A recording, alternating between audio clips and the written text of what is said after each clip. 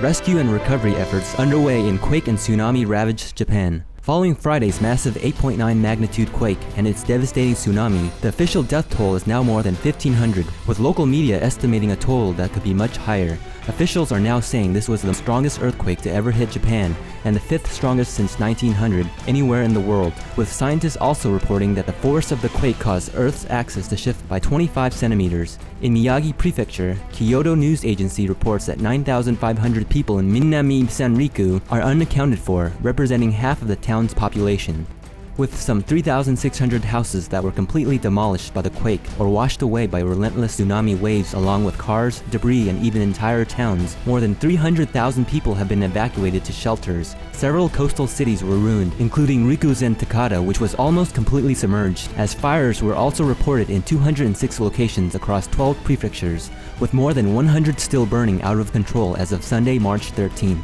On Saturday, increased radiation levels at 2 Fukushima nuclear power plants, whose cooling systems had failed during the quake, prompted the evacuation of 170,000 people, as a radius for radiation risk was extended to 20 kilometers.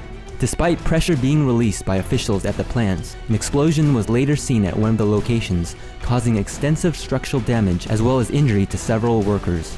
With 3 reactors in each of the 2 plants reportedly failed as of Sunday, the one compromised in the explosion was thought to be posing the greatest risk, with concerns raised by the UN International Atomic Energy Agency for both a nuclear meltdown as well as radiation exposure that could spread to other countries. Japan's Nuclear and Industrial Safety Director of International Affairs, Toshihiro Banai, stated on Sunday that although a meltdown was possible, seawater and boron was being pumped through the reactor's containment vessels in an attempt to cool the nuclear fuel rods. As reported in the LA Times, officials from parent company Tokyo Electric Power on Sunday also told the International Atomic Energy Agency that there had been no further incidents of radiation escaping from the site. Meanwhile, even in areas where the tsunami did not sweep away everything in its path, the force of the quake caused cracks to appear on buildings and roads as far as 200 kilometers away from the hardest hit town of Sendai, where hundreds are still missing. Powerful and disquieting aftershocks also continue at a nearly continuous pace every few hours and are being felt as far away as Tokyo. Fears further raised as people run out of food and drink, with supplies in most supermarkets and even convenience stores completely sold out.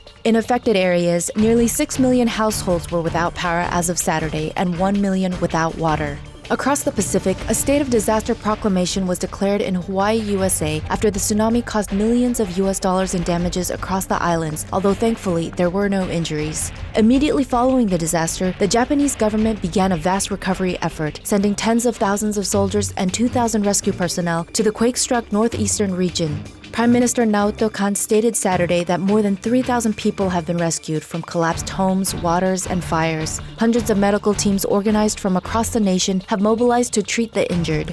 International search and rescue teams from at least 50 countries, both near and far, began arriving along with numerous offers of other support, with Russia sending 6 planes carrying an airborne hospital, 200 rescue personnel, doctors, and other medical staff. According to the International Red Cross, medical supplies, food, water, and blankets are among the priority necessities for the victims. Conveying her sorrowful condolences and prayers, Supreme Master Ching Hai immediately offered an initial $20,000 donation to help the most desperate in Japan and asked our association members to quickly render urgent assistance. With gratefulness for the rapid and organized response of the Japanese government, the international community, and all relief personnel, we also thank Supreme Master Ching Hai for her unconditional aid extended to comfort the Japanese people at this most distressing time. We join the world in prayer for their safety and recovery, as well as the protection of all humankind in the future through turning to more benevolent ways. Supreme Master Ching Hai wants to convey this message of gratitude to all governments, organizations, and relief workers from every corner of the world. Thank you all the international and national help that brings care and necessities to afflicted victims. Thank you all the relief workers for taking time and forsaking your own comfort, even traveling great distance on unfavorable roads and conditions to bring love and assistance to people in time of need. May heaven bless you abundantly for your generosity and noble sacrifice.